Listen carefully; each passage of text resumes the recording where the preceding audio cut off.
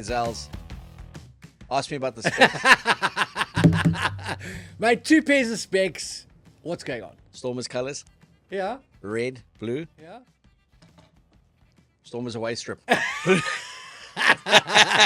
thought you were going to say province. Rampant Stormers, same thing. So, let's get it out. Let's get the elephant in the room out the way. Are we talking about Klabakanya again or what? The Lions. Yo. Every time I have said Lions to win, because how can they lose? They're at home. They lose. And they give teams like a 14, 20-point start. As hulle kaput. Hulle is klaar. Why should they be playing in the URC? Why aren't the Cheetahs They're playing from in a the big URC? market town, mate. They play on the Highveld. Ellis Park, world famous venue. And they got very nice red jerseys. Look, we had the same discussion during Super Rugby. The first 15 years that they were in Super Rugby, they had a 15% win record. That's when the Kings came in. They got demoted. The Kings came in. They then won their promotion relegation game, basically on points difference because they lost at Ellis Park in front of 60,000. They won in Cabrera. And then they went on that great run. They made 3 finals in a row under Johan Ackerman. Does this team not need a year in the SA Cup To do what, mate? Lose all their players? to find a new No, team? no, no, Because no. surely Cash's time is up. Yeah, I'm not sure what the future is there. I think they definitely do need an injection of some expertise in the management team, whether that's a change in head coach or I don't know. But I think the primary problem with the Lions is that you can only sort of fly that narrative of we're the underdogs and we're going to show everybody that we shouldn't have been overlooked and we're going to come out and do things for so long. You can't be that team perennially. You have to, at some point, win. And so I sympathize with Cash because some of those results could have been different and should have been different maybe. And it is a game of fine margins. But at the end of the day, the Lions have to get better results. And yeah, I don't know what the budget looks like there. Clearly, that they are not competing with the likes of the Sharks for players. So you have to do well with less resources. And I think in that regard, you need a management team that is specialist at, turning a C grade roster by most people's evaluation into A+ results. They Cash into his 4th season. He said it was going to be a top 4 this year. Now, they have not made the playoffs once. Their Challenge Cup performances got worse. They had that run in. They came back 4 games at home. They were 21-0 down against Benetton before they fought back too late. This was a game that you just thought they just had to put the Scarlets away. And they were just playing so stupidly. There's no other way to put it. I asked Nick Mallett, who was at the game, just sum it up for me. You were there. And he said, it's game management. There's none. And he doesn't know if it's a player or coach thing. He's not close enough to the squad. But everything's relying on this individual magic and a Van der Merwe moment on the win or Morne van der Berg moment, Kabakani moment. But that's not, they just look like a team that isn't well coached or they're not adhering to the coach. And I was quite surprised a couple of weeks ago when Cash came out and he said, we changed our captain. It's made a world of difference. Well, the same captain was there yesterday. It didn't seem to make a world of difference. I was just very disappointed with them. I really felt there was a year they could get into a top 8, given the start that they had. We backed them. We kept on punting for them. You even wore the Spider-Man Lions outfit. And they just continuously disappoint us. It's unacceptable behavior They're up a team north. with limited star power, and I think as much as maybe Frank Horn is not the answer at captain, he's a very important piece of how they play. Morne van den Berg, another guy, missed at the weekend, greatly missed. So, yeah, I don't know. I mean, like obviously they're a team. If you go and you sign 10 great players, their results will improve. But it doesn't seem like that's really an option. So, What they are a team is they're a team of history makers. history makers, mate. Because everyone gets to make history when they come and play against them in South Africa. Yeah. Scarlets' first ever win against a South African opposition in South Africa, and they won comfortably. And the weird thing there is, and I look again at this whole talk of altitude, more so than attitude. And you've got the Bulls at the one end of the spectrum and the Lions. But every visiting team that comes here who's now daunted by this, I can't breathe. My lungs are gone. Finish the game like they live here. And it's the Bulls and the Lions Yeah, that are panting it's true. and looking gone. So the Lions, we're going to put them to bed. Their season is gone. It's been a disaster. We can't sugarcoat it. Things have to happen there. 4 years of successive failure. Bring back Uckers. That's what I say. That's what you would do. Johan Ackerman, bring him back into the fold. He's with the junior box at the moment. He's back in this country. Bring him back into the fold and let him start building a team again. Cash, you've had 4 years. You haven't made a top 8. Not good enough. That's what I would do, okay? The Bulls, on the other hand, one of our favorite teams, because they're second on the table. If they were second last, we'd be saying something else. 45-7 up, 45-21 and hanging on so that Cardiff don't get a bonus point. You're 45-21 up. Marco van Staden has this moment of madness to try and clear the ball. Billy LaRue's incredulous the way he looked at him. Like, what the hell is that about? He hoits that thing out, chases it back. Yeah. That wasn't 28-27. That you 45-21 up and you play that last play like that. For the last 2 years, we've said it time and again. Every time it was dismissed, they had done enough. The games won at 45-7. We saw that in last year's final against Glasgow. They faded in the last 20 minutes. Glasgow had all the momentum in front of 50,000 people and were deserved and worthy winners of the URC. So while the Bulls, 13 wins out of 17, they're going to end second by all accounts. They're going to get a home quarterfinal. They win that a home semi-final.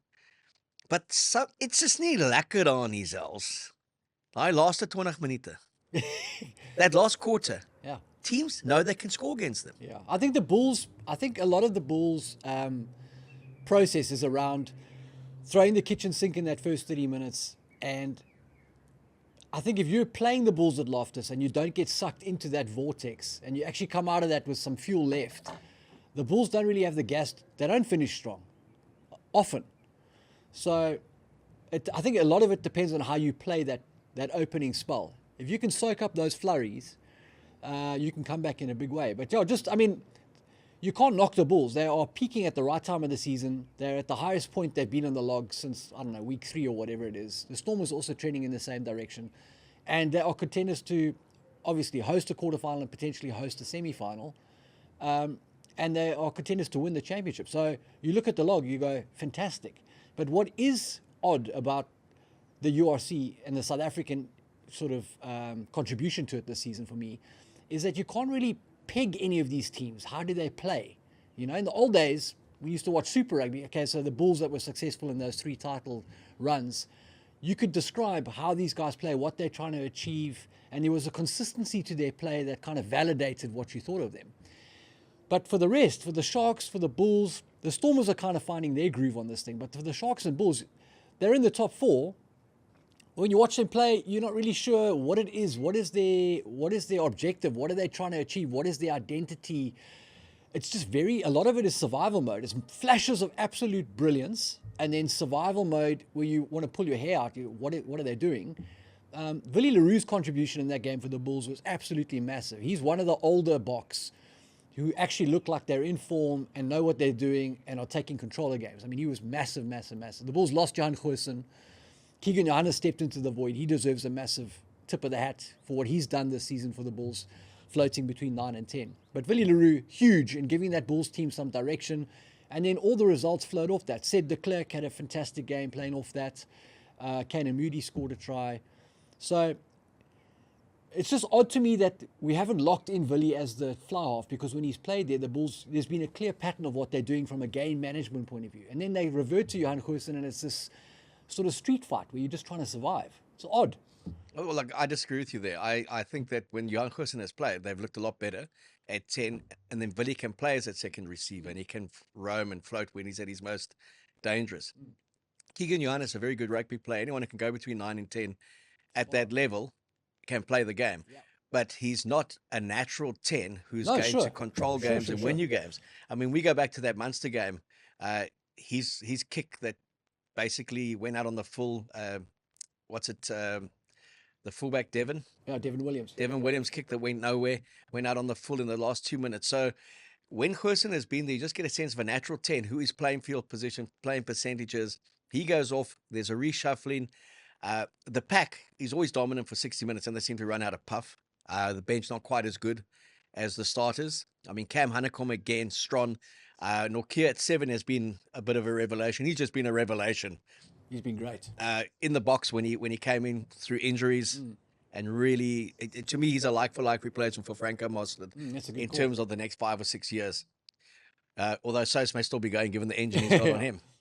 But I look at that. I mean, Wilco, obviously strong and dominant. Grobbies is playing well. But Grobbies has bulked up a bit. He's looking like a bit of a monster. And he's definitely right up there now with in the pecking order. Huh? I would say at the moment, with the way Bongi's been playing, I think he's leapfrogged him as well. I would say Marks in Japan, we just know the quality of Marks, but Grobbies has been, for me, consistently the form hooker in the URC of the South African teams. I think Andre Fente has improved as the season's gone on, and it was nice to see JJ Kotzer back. He got a back injury in the build-up, in the warm-up, but he's also bulked up a little bit. I know his studies are finished. He's also a very good player. I mean, this guy won the URC in his first season. Him and Andre Fente, so they can play. But when I look at the Bulls, like you said, you don't see that kind of Leinster-type performance. No. 76-5, that like 52-0, 62-0. You just think it's coming. 45-7, this is going to be a 60-14 game, and boom.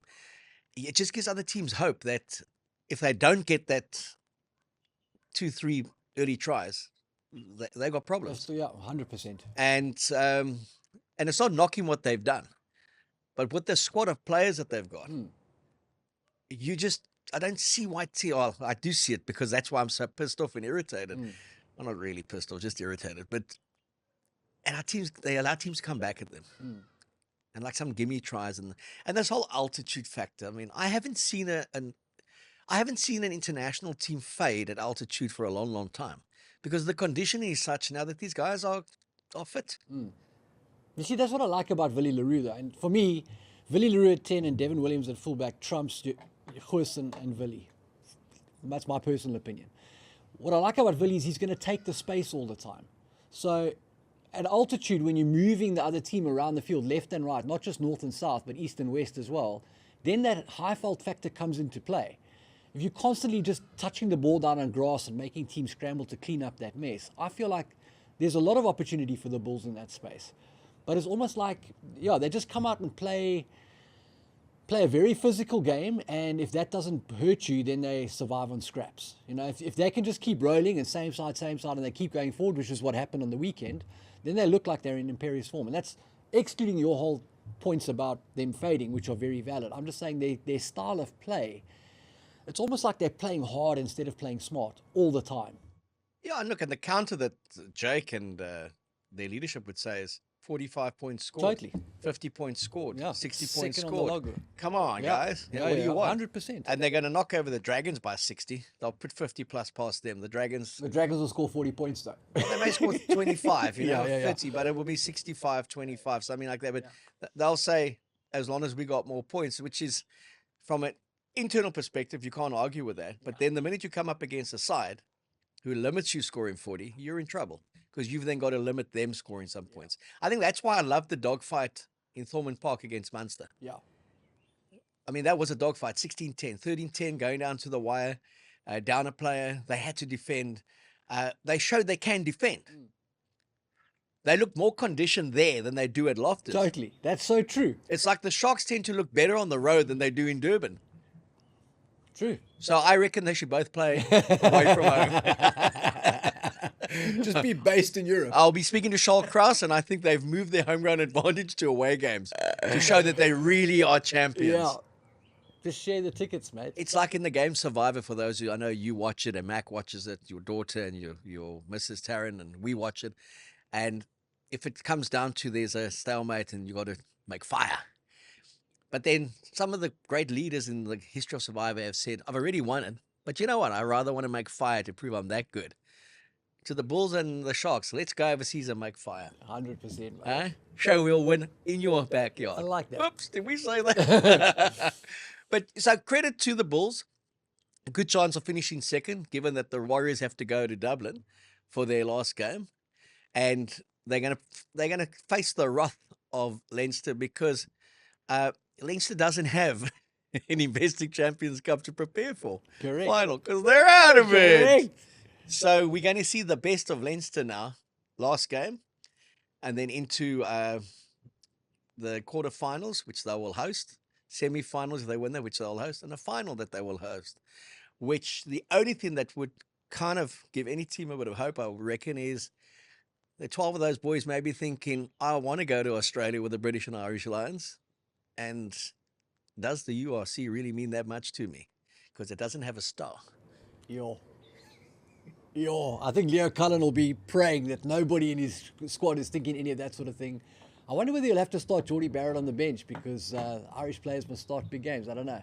But listen, Leinster have non-negotiable. They've got to win the URC this season, or else there will be big questions asked of that management team in the future, I think. Well, how do you not win the URC with the Irish national team, Archie Snyman, Geordie Barrett, and we always forget that French prop's name. What's his name? Slimani. Oh, Salami. Yeah. Slimani is a good prop as well. So they just brushed aside Zebra 76-5. The kind of performance that you expect of a team like that. And Zebra has caused problems with a few teams this season. Looking at our setup, we had called 4 from 4, por favor, always back in the lines, always getting it wrong. We thought the Stormers, I thought the Stormers backed up the win against Benetton a fortnight ago very well, given it was terrible conditions in Cape Town, torrential rain, storm-like weather leading up to that game. Against the team, one win in the season, they're always going to be in for a dogfight for 60 minutes. And again, the Stormers, the way they play, you tend to think you've always got a chance of scoring. Even though their defense is very aggressive and they fight for each other, I thought they did well. Should have gone past 50, a try disallowed that should never have been disallowed. Agreed. And then the Sharks.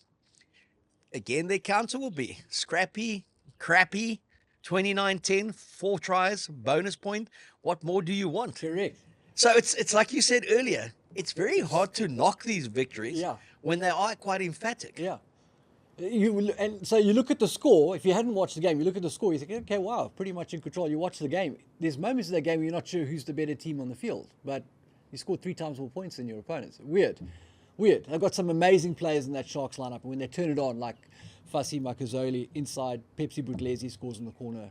For me, that would be on the shortlist for the Stecco power play. They've got some great talent there, but there's no consistency in our performances. All right, so we talk Stecco power play. It's one of our favorite inserts, and they pay us to say it. Disclaimer, FYI. Yeah. But power, sustainability, and some great product. Mate, you are the most credible salesman I've ever seen.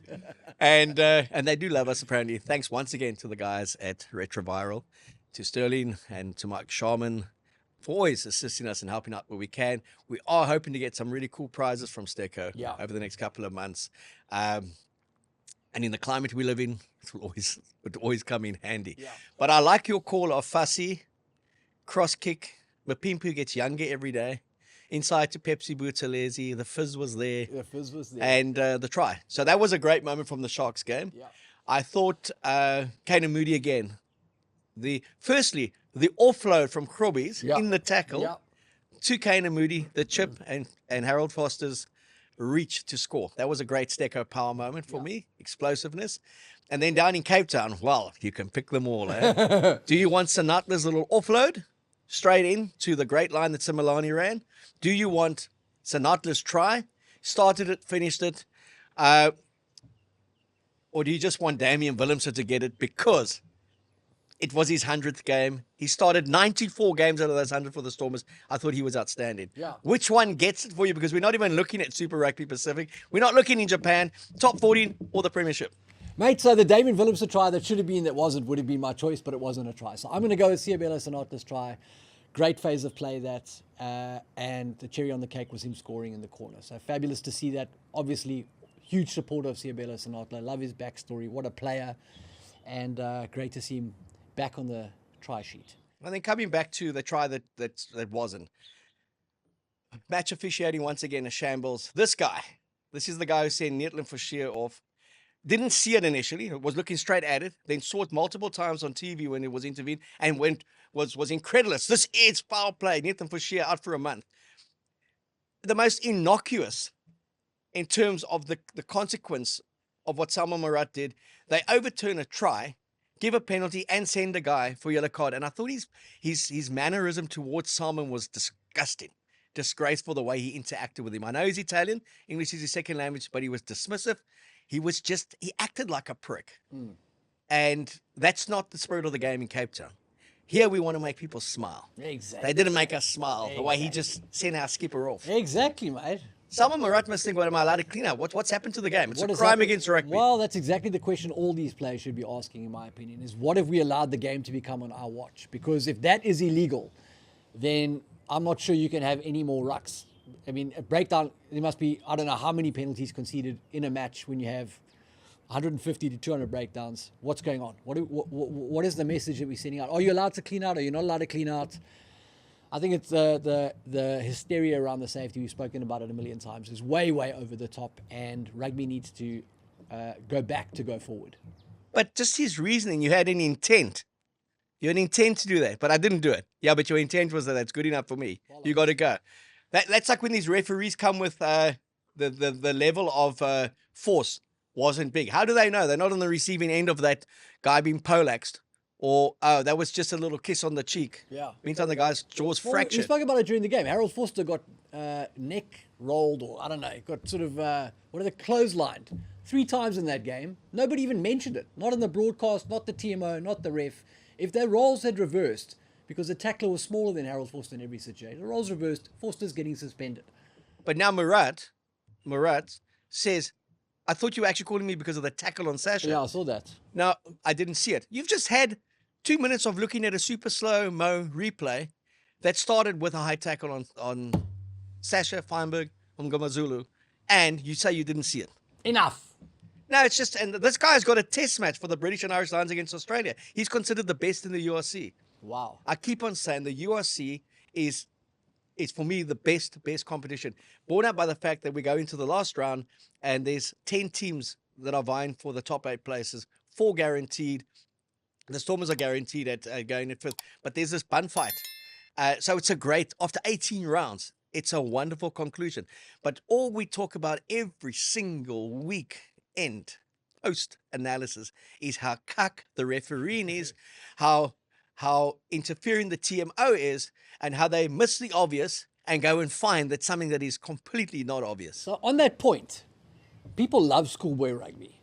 Everybody watches schoolboy rugby. They all love it. And you know what the difference is between schoolboy rugby and pro rugby, aside from the money and the blah, blah, blah, blah, blah, is that on a Monday, people are talking about the results. They're not talking about the ref. And why are they not talking about the ref? Because there was no TMO, there was no action replay. The referee is the sole judge of what happens on the field. And you just live with the decisions and you move on. And rugby needs to get back to that. Like I said, it needs to go back to go forward.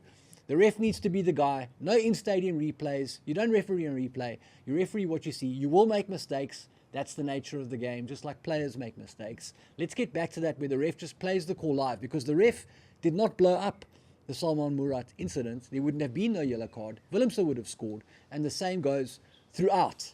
And the ref, he's seen it in real time straight in front of him. He saw the Nietem for sheer thing and thought it was play on. He saw Murat, thought it was play on. Now, it goes back to even the try-scoring action. If you slow it down enough, it looks like every player's lost their ball in the act of scoring in a super slow motion. But then you have to live with the fact that some decisions will be wrong. The ref will make a live call, he'll get it wrong, and your team might lose because of it. But that is better than this court case on replays every single match. It's the old cliche, it swings in roundabouts, 6 There of we one, go, half a mate. dozen of the other. There we go. I bet you used to always say that to me. When you'd ask if I was paying, I'd say, it doesn't swing in roundabouts. I think it's on you, okay? But you would get 90% of the calls were actually right. And we keep on saying it. If it's an obvious howler, please intervene. The whole world can see the ball's forward by a mile. Call him back. If there's a punch thrown or a knee or a kick to the head that is so disgraceful, call it out. But for the rest, it's play on. I don't think there should be any call-outs, because we'll get back to this place. My thing is, if there's a massive incident of foul play that goes unrecognised by the ref, post-match it's cited and the suspensions are heavy. So there's a massive a motivator not to be involved in foul play. Things like forward passes that don't get seen by the ref. That's the game. On that thing as well, how many times in a game do you watch? Now, surely when the ball goes to ground in rugby, you lose control of it. So this new interpretation of backwards, downwards, not forwards, it's the most craziest thing. I've seen so many passes that are obviously knocked on, declared play on, downwards, backwards. Then you see one that is half a yard backwards and he's lost control. It's a knock on. The other thing I want to get back to, it's Piardi, the Italian. I have never seen a knock-on advantage played for as long as that. 5 phases because you were constantly under pressure. Now, if I get the scrum, I'm under pressure with a weaker scrum straight up. Does he call me back and say reset the scrum because you were under pressure when you got the ball? The knock-on should be the very next phase. If you don't make advantage from it and he doesn't feel it can go anywhere, take you back for the scrum. Or leave it up to the scrummy or the captain to Or make your a call. advantage is over by the second phase because that's what you would have had from a set piece. For me, the team that has the advantage, that either you designate the captain or the scrum off, but they must, if they want the advantage, they want play to stop so that they can now have a set piece. They must make that known to the ref immediately. Otherwise, you just play on. You don't play advantage. You don't play phases of advantage. We're either playing on or you want the scrum now. Which one is it? But I was watching the one. It went left, right, and then it's like, okay, your advantage is over. That was not from a penalty advantage. That was from a knock-on advantage. Yeah. So no, the match officiating, diabolical, and I don't know what. The URC is a bit bound because they get given these referees by the national federations. But what irks me knowing, I know it irks everyone out there because I read it on social media, I get calls, I get messages, is what is the consequence to this match officiating? And please don't come with this, they're only humans, they're only doing a job. We won't have referees if we keep on knocking them. They need to be called out as a player gets called out or as a coach gets called out. I just think referees everywhere are in the same boat. There isn't a league that I watch and I think, wow, the referees here are so good. Oof, this is a whole different game. I think referees are in an impossible position because they are officiating a game live, relying on a guy on video replay in a booth who's not kind of in the public frame, so doesn't really care about those calls. I think if you get rid of all of the replay officiating, you solve a lot of these issues. Referees weren't better before. We just didn't have replays scrutinizing every single one of their decisions. Look, I just want to say, we share your frustration. If you're out there today, I know exactly what you're saying at the office. This afternoon, what you'll be saying at the pub. This evening, what you'll be saying to your mate over paddle at the gym.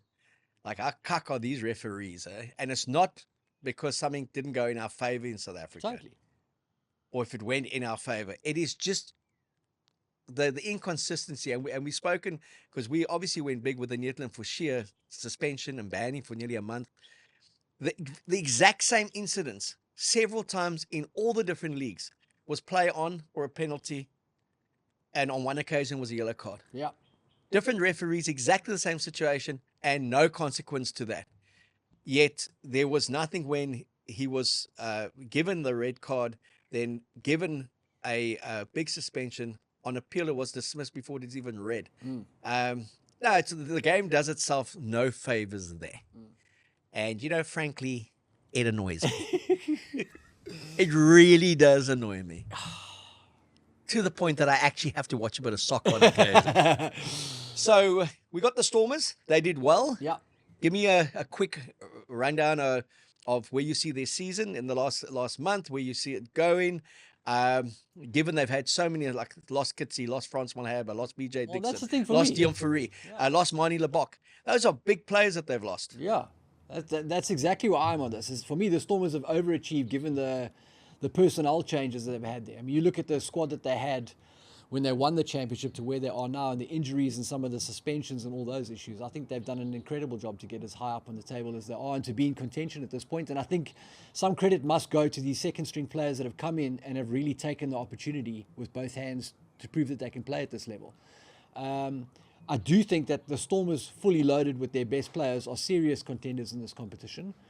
And hopefully we get to see that in the coming weeks now, because it is, win or go home time. So bottom line is, I want to see 3 South African teams in the semi-finals now. So, it's not possible, but I'd love for a South African team to win the URC, and kudos to everybody involved for getting us to a point where we have 3 teams in contention, despite some of the.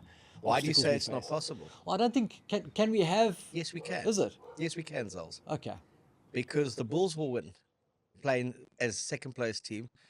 The Sharks will win, playing as a fourth place team, a third place team, because Glasgow will be fourth, and the Stormers will beat Glasgow. So those will be our 3 South African teams in a semi-final against Leinster. So you've picked the Sharks to beat Scarlets this week. Obviously, it's the battle of the plum trees, and Dad's going to come out. Okay, The plum bowl. It's going to be the battle of the plums. Yeah. Okay, no spicy plums. John Plumtree, coach of the Sharks, his son Tame Plumtree. I think born in New Zealand, raised in Durban, born in Wales, raised in South Africa, went to New Zealand, went back to Wales. I think he's as much South African I think he's more South African in Kiwi than he is Welsh. Oh, absolutely. But he's playing at the ground he basically grew up in, Kings Park. And so it'll be a great day for the Plumtree family. Sharks, I think they'll still come good in the playoffs. They're too good a side not to click. Jeez, those players. I mean, Ethan Hooker. He's got to play this year somewhere, somehow. Okay? He is fabulous. We love that guy. It's like he's just such a good rugby player. Let's talk about their halfbacks. Let's forget it. I want to be positive here. Let's. It's your guy, Ethan Hooker. I love chatting about him. Yeah, and then he is and Jerenza. Jerenza, every time he touches the ball, pure gold, massive burst on him. Just it looks like something's going to happen, and he's taken to and pro then rugby. that young kid they got on the wing, Mapimpi. The youngster. Yeah, the youngster. What is that? Oh God, he just keeps on getting younger and younger. Fussy coming back into form. They've, I mean, they'll go back to Jordan Hendricks obviously for the playoffs. But the Hendrickson brothers, I mean, they're good players, but there's just something that's not clicking at the moment. At least for me, watching from a distance, from many miles away. Yeah, I think Jaden, like we've spoken about it, I think a more structured setup may suit him a bit better. There's definitely something around the halfbacks and the decision making and the game management that needs more work. But Jaden is a fabulous player despite his lack of form at the moment. That thing where he held up the ball in the tackle so that the shooting defender could go past him, he could play it for Giants and just course through and score under the sticks, was a great moment that showcases his temperament and his composure in traffic, which I liked. I think he's a very, very good player. I'm not sure Sia Masuku is going to be the answer there long term. I think he does bring more calm than Jordan does, but definitely at a far lower ceiling in terms of breaking the game open. So they have some big questions to answer there. I know last week I suggested a crazy backline, but Andre the Giant, I think, would add a lot of value there and bring their best players closer to the ball. So, yeah, it does make them slightly unpredictable because who they play at 10 determines how they're going to play a lot more. But I think it also does bring their win probability down a bit. So just for those who didn't get the show last week, apparently there were Everybody many of you. watches the show. Apparently there were a few of you, but Zal said to go with Jordan Hendricks at fullback because he doesn't like Fussy. No, it's because he Fussy was loves on the wing. I know that, but Okay. people say you don't like Fussy. Okay. But you love Fussy. I do know love that. Fussy. So Fussy on the wing with my pimps, and then he went with this really exciting midfield. Would you like to tell people? Yeah, Ethan Hooker and Jerenzo Julius in the midfield. And the Giant, he's Andre the Giant, Andre Estrazen. He put him in at 10. Yes. So Hendricks at kicks. Yes. The Giant does all the damage, and you've got these two kids who are special in the midfield. And Lukanya is on the bench to provide, to provide a little bit of maturity in the last quarter. Insane. How good is that backline? I'll get on to Marco Mazzardi and say, we've got your solution here. We don't need all the KPMG reports. There we go, Val mate. has just There sorted we out go. for you. And Sia to lead from the front. And Eben to decide it's playoff time and I'm back. Yo, this Ewan injury. Talk to me about it. What do you think? I don't know, mate. The world has gone quiet on Eben, huh? Oof. You know, the concussions, one never knows. The lower back injuries, one never knows, because that's the player saying, I'm feeling that. But he did seem in a lot of pain with the knee. And they've been very quiet about that knee. Look, to me, it wouldn't be a train smash if Eben basically took a sabbatical this year. If we think in 2027 World Cup, we're thinking the All Blacks coming back for 3 tests, maybe 4 tests next year in the greatest rivalry tour. So if Eben's going to get to 150 tests or get to the next World Cup, there may have to be an extended break for him. A kind of like a little bit of a holiday. Get the body strong, get it all going. What I will say for these older oaks is they must only play when they are 100% conditioned. I know everyone is desperate not to give up their spot in the Bok lineup, and so they want to be on TV in front of Rassie. But if you're not 100% ready to go and you're in your mid-30s, you're rolling the dice. Make sure you are 100% in top peak condition. Rather play fewer games and be the guy than kind of red line it and put yourself in a situation where you're going to get injured. Evan's injury, yeah, it's hard to watch. I mean, he tried to play on. He was dragging that leg around for a bit before eventually they had to cart him off because he couldn't walk off. I mean, hopefully that was just a serious bruise and nothing more. But Look, he's going to be integral to us if he's fit and conditioned. He's the first name you put in terms of the locks. Yeah. Let's also not forget, while Evan has been struggling with injury, you got a guy like Luther Yako, under the radar in Japan, has finally worked his way back to health, full fitness, and he's playing well. The Viking has been outstanding. Player of the year for Leinster. How's that, eh? Leinster's best player is a Springbok lock. Their best back is an All Black back. Wow, Nothing you didn't know. You got to love the Leinster Nothing system, you didn't know, mate. So, yeah, I mean, Evan, we're always concerned about when he gets injured from a rugby perspective. But in the bigger picture, which is the 2027 World Cup, and you want the Sears and the Evans to be there, we're going to have to basically wrap them at times to get there because of the experience that they give you, whether they play a 20 minutes, whether it's play a coach, play a manager type of role. Yeah. They will still be integral for 2027. But we are in 2025, and 2027 is a lifetime away. Indeed. You know, last year we thought, take all these guys to the next World Cup. This year you're saying, hang on a second, there's 5 youngsters that are better.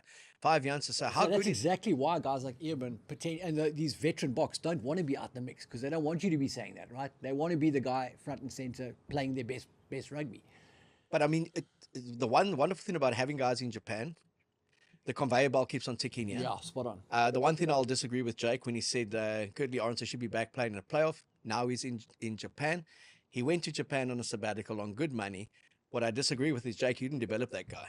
He was developed by Chester Williams at UWC and in the Blitz box.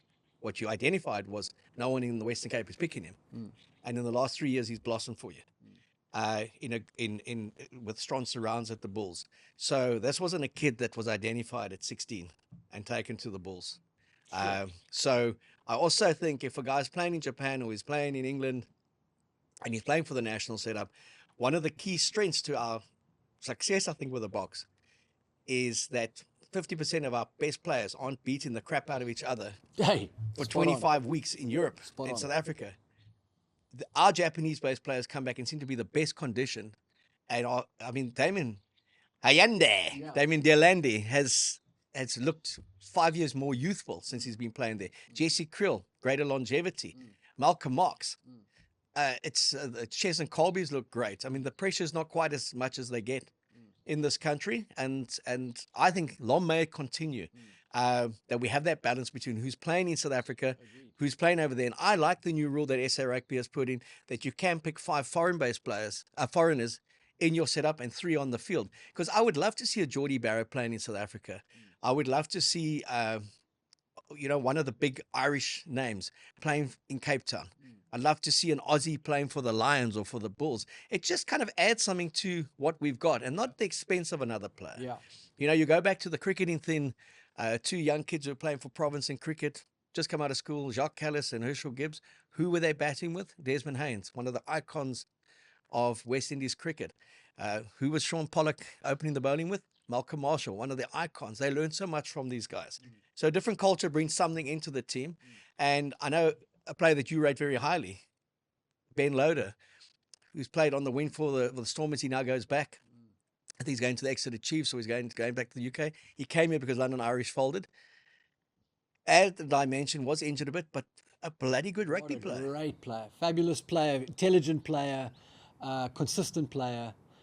I think the Stormers are going to miss that guy. I think that's the kind of quality that we could really add here. In South Africa, we've got a lot of athletically capable youngsters coming through, but it's just that experience and composure and understanding your role in the whole game management. I think Ben Loader adds a lot of value there. We started the conversation about the locks, and you spoke rightly about the tons of talent that we have there that can potentially slot in for an Earman injury. But what we don't have, like when Earman first came on the scene in 2012, this absolute brick wall shattering second row destroyer, and he was like 12 years old. Now we're looking at Oaks that are in their 30s. So if Evan is out the mix, all those guys that we mentioned are well on in their careers. And I just wonder, the JF Van Heerdens of this world really need to take the opportunities in the next couple of weeks to lay down a marker, catch some headlines, because we need a good young lock to come through and sort of live up to that pathway that Earman and Bucky's walked, And you want to see JD Strickland not be hampered by injury. Yeah. He's a quality player. Yeah. But also the patience we need to have. Samuel Marat is not old. True. He's a kid, actually, when it comes to locking stakes. The way he's played in the last 3 months. Yeah, he's come on. He's just looking like the guy who dominated under 20 level, under 19 level, schools level, leading brilliantly. And again, the co-captaincy with him and Dion Fourie. Dion Fourie gets injured. He takes over the ownership and the leadership, and all of a sudden he flourishes. So, they say one man's poison is another man's treasure. I don't know if that's the right way, but something like that. Yeah. And I always look at it, it's always an opportunity for someone else to step in. Mani Lebok would have started potentially every game if he'd been fit. Sasha would have played off the bench. He would have played fullback, maybe played 12, maybe a bit of 10. It so happens Mani is injured, Sasha comes in, and we're never going to look back, just in terms of the opportunity that he got. Damien comes back, slots in brilliantly at 12 again. Brunners gets injured. Paul de Villiers is flourishing now, but he got to work with Brunners for the best part of 3 months when he wasn't playing, got to play with him a little bit. The SA under-20 captain is now starting to look as dominant as he did at under 21 level in the URC. So at times, I don't believe in this country we give the youngsters enough time to actually make it. We want the kid at 21 to be as big as he was at under 20 level. Game, yeah. And then they go overseas, and at 25, they superstars, and we go, well, he wasn't that here. He wasn't, because he was 21. Yeah. So a little bit more patience, the identification of who we get into the mix, and that they're playing for the right teams. Basically, they should be playing for the Stormers. All of them. Former Stormer, Jan Augustus, doing great things for Northampton. He's a youngster who had to go overseas to kind of make his name. Does he and anybody like him in foreign teams, do you think, break into the box squad this year? Look, I just think for whatever reason, Russie's overlooked him, and I think a lot could potentially be work rate, conditioning. But hell, he's been an outstanding success at Northampton. He's played a lot of games. He's made that 60-minute mark. He's given that Jasper Visser type kind of power from the back. And if you play in a Champions Cup semi-final and you're one of the stars against Leinster in Dublin, you can play a bit. And they've paid the equivalent of 8 million rand for him to go a year to go to Ulster. So he's made a bloody good decision. And I think he's good enough to be in the Bok mix when I see who has been picked in the past. Whether he's a starting option, I don't know. Is he better than Cam Honeycomb, Evan Roos, Jasper Visser? I would say no at this stage. And they are, Jasper's the incumbent and the other two are playing in the South African leagues. But a great option to have. And it may be that he's going to be more front of mind when he plays for Ulster in the URC. And he's still young as well, 27, I think. So his chance will come. But I'm glad to see him doing so well. Yeah, we've got some great players overseas and internally. And I keep on saying that's the way it should be. We have the formula in World Rugby. Totally. We're not insular by saying you've got to be here to play. And we're not saying if you're playing here, it means nothing. You've got to be playing overseas. We have, by default, by hook or by crook, we've landed on the right formula. I think if New Zealand ever wakes up to that formula, they'll be back in the mix consistently 1 and 2 in the world as well. I mean, you think of some of their great players that are offshore now. They can only add value to an All Black 30, All Black match 23. Or to the Crusaders, mate. Went down to the Chiefs. After, what did they blow? 19-0 lead. Yeah. There's been some good rugby there, and there's been some pretty standard rugby, okay? I think it will be a Chiefs Crusaders final. The Blues are coming a bit, back end of the competition. Brumbies, mate, don't count them out. Well, we'll count them out. They're Australians. They're there to make up the playoffs, okay? But there's been nice interest because the Aussie teams have won more than they've lost, and the British and Irish Lions are coming. We saw the selection of the Lions team. 7 players who, when they were born and started playing their rugby and made their professional debuts, certainly didn't think my dream was to play for the British and Irish Lions. Never heard of the British and Irish Lions. Those are the 3 from New Zealand, the 2 from Australia, and the 2 from South Africa. Yeah. So Skuman and Van der Merwe didn't wake up and say, I want to be a British and Irish Lion. They wanted to be Springboks, but they've done brilliantly. Yeah. Pierre Skuman and Duan van der Merwe in the mix. Gibson Park, James Lowe, and Bundiaki. All from New Zealand in the mix. Love it. And then the 2 Aussies. Mac Hansen and the Scottish bloke. What's his name again, mate? Who are we talking about? Sione Tuipulotu. There you go, Tui Paluto. Yeah. And what says, what do they call him and Huey? Huey Paluto, they call that. Huey Paluto. Yeah. And interesting, like talking about Hugh Jones, who's been, it's one of my favourite midfielders. Yeah. Damien Willems, who celebrated his 100th game for the Stormers, scored on his 100th game, actually scored 2, he got the 1. He scored on his debut as an 18-year-old, 301 days, when he played against the EP Kings, and then started the next week against the Cheetahs. But he scored that incredible try on the 12th of August, 2017, Mate, against the Bulls. And I think Province led 42, 12 at halftime. They won the game 45-41 or something. But he beat 6 Bulls defenders, getting a loose ball on the 22, and he's playing fly off. He scored that great try. And guess who was hugging him? Huey Jones. Huey Jones, who was a young centre for Western Province and the Stormers. Beautiful. And look where both those guys are today. Correct. 2 of the finest rugby players in the world. Yeah. And it all started in Cape Town. Man, it's shocking that you can remember all of that information. Tommy. Yes. Paul de Villiers, Marcel Tennyson.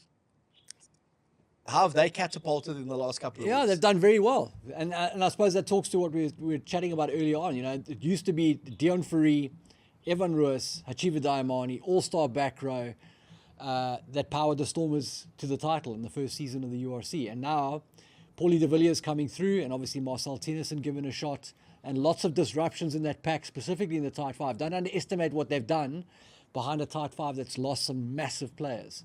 So kudos to them. I've definitely overachieved in terms of what the expectation was, I think, and long may it continue. Evan Roos, wow. Beautiful, mate.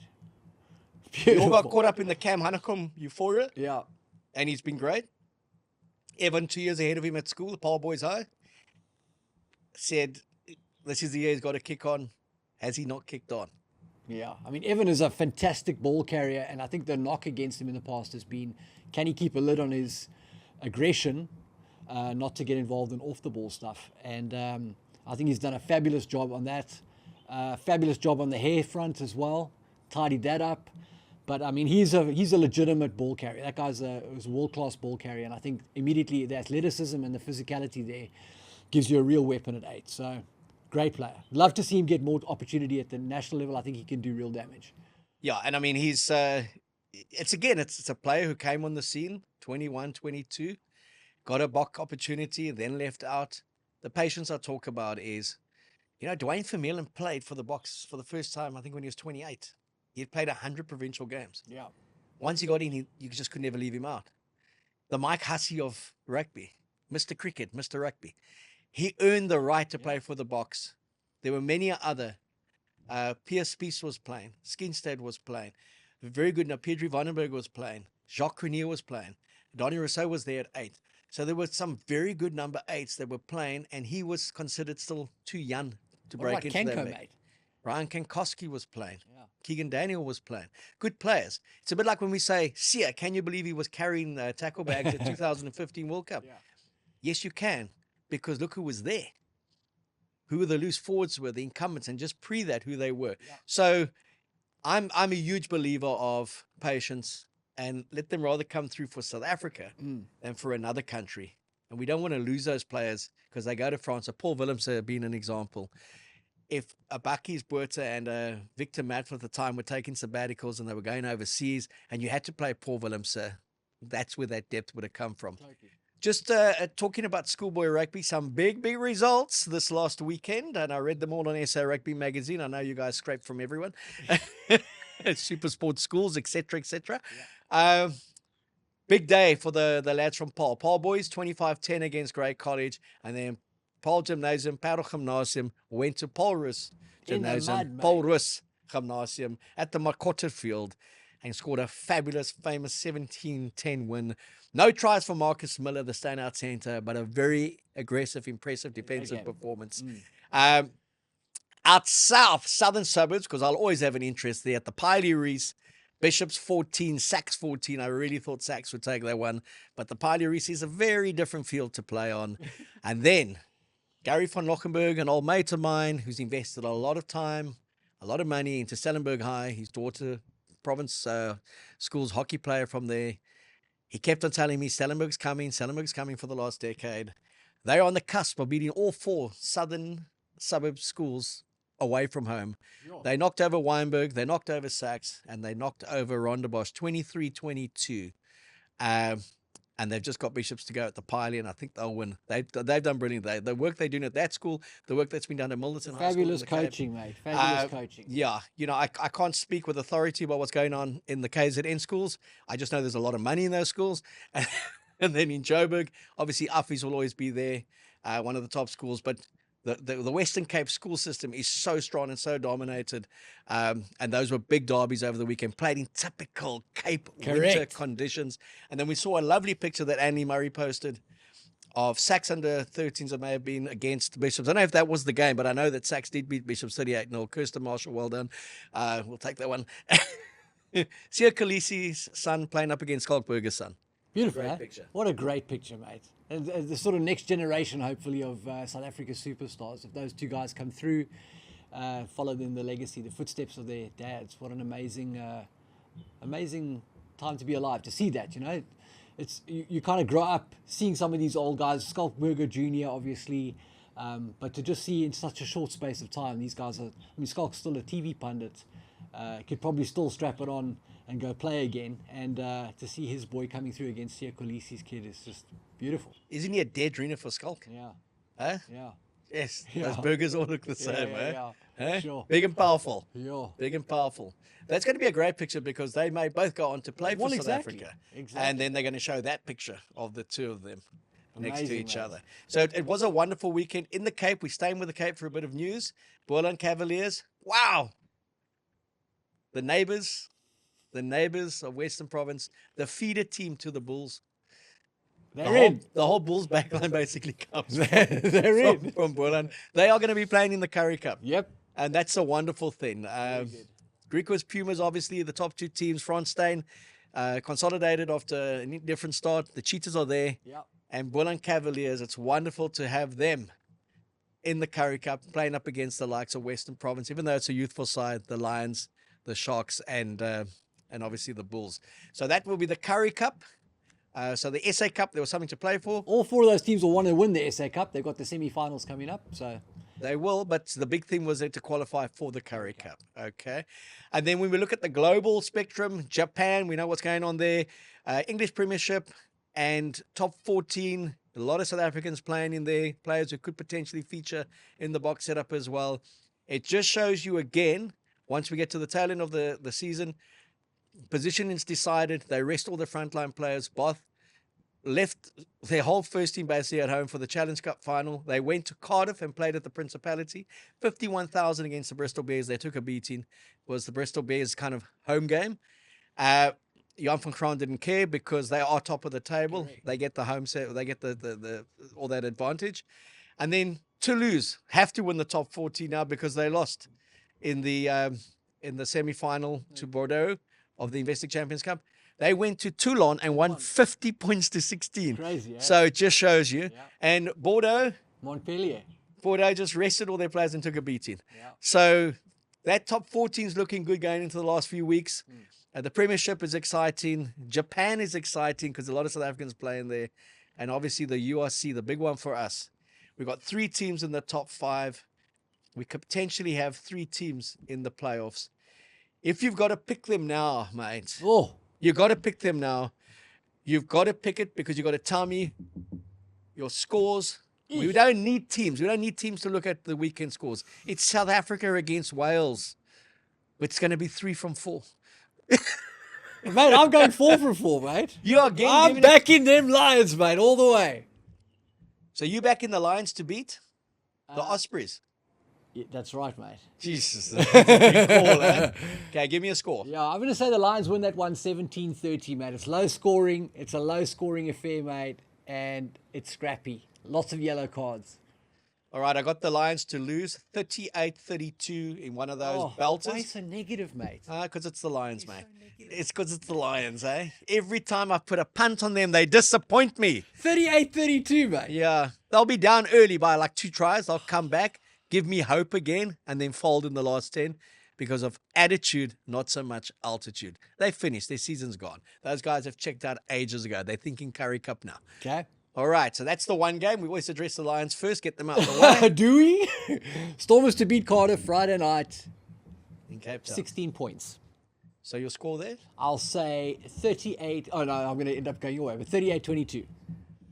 I've got the Stormers to win that one. Maybe not 22. That's too much. Yeah. Yeah. Okay, let's go with that. 38-22. I've got the Stormers to win the one. 40 points to 19, 21 points. To finish fifth and to know that they're going to go to Glasgow. We're going to take a beating against Leinster. And Glasgow are going to end fourth on the table and upset the apple cart. And the result that everyone actually wanted, especially in Cape Town, that they're not going to get. The Scarlets are not going to beat the Sharks. Because if the Scarlets did, then it would be the Stormers against the Sharks in Durban. And I say no! Let the boys travel! Okay. I've got the Sharks to beat Scarlets too. I think it'll be a 27-21 victory. I've got them to win 31-20 by a comfortable 11 points. And to take their place in the top 3 of the URC. Look at you, mate. You're a mess. And the final one, the Bulls. Yes, mate. The Bulls. They're going to destroy Dragons, mate. Do the Dragons really have to go up? Are they going to go, mate? Huh? I mean, can they not just forfeit the game? 1 from 17. 1 from 17, and you've got to go to Loftus for your final game of the season. I think the Bulls put on a massive score there and then fade at the end. Sort of flood the team with a bench and Dragons score a couple of tries. I liked your earlier prediction, actually. I'm going to go for that. My prediction is 65-25. All right, I'm going to go with 59-28. It's going to be 3 wins from 4 for the South African teams. Follow us on the WhatsApp channel. Check out our Stecco Power Plays. Check out SA Rugby Magazine for all the news this week. And keep on backing the South African teams. It's the Bok Watch. It's the last round of the URC. We are good enough to have 3 teams out of 5 in. We've got 3 teams out of 5. We've got enough to have 3 teams out of 4 when it comes to semi-finals. And that makes our game very, very healthy. The last thing, good luck to the SA Under-20 players who are coming back into the mix. I'll be playing Currie Cup. Brave, but not good enough.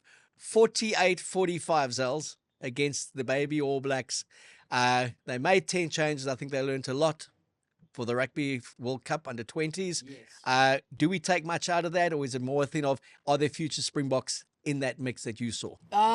Yeah, there's good and bad. It's a mix of good and bad. I thought they would take more of a hiding against the All Blacks than they did, so that was encouraging. They started strong, so the potential is there. I'm not sure about the conditioning so much. But I think all in all, this championship will have prepped them for the Junior World Championship to have a really good run in that thing. So kudos to whoever made this competition happen, because I think it's got massive value. And let's hope the baby box go on from strength to strength now. Look, I didn't see any futures box there, but then what did I say earlier? Don't be an arsehole and be patient.